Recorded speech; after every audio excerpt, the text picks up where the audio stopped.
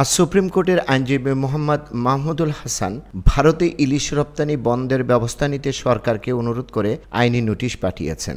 বাণিজ্য মন্ত্রণালয়ের সচিব, মৎস্য ও পানি সম্পদ মন্ত্রণালয়ের সচিব, জাতীয় রাজস্ব বোর্ডের চেয়ারম্যান সহ আমদানি রপ্তানি কার্যালয়ের প্রধান নিয়ন্ত্রকের বরাবরে এ নোটিশ পাঠানো হয়। এছাড়া আইনি নোটিশ পাওয়ার ৩ দিনের মধ্যে ভারতে ইলিশ রপ্তানি বন্ধের প্রয়োজনীয় ব্যবস্থা নিতে অনুরোধ করা হয়েছে।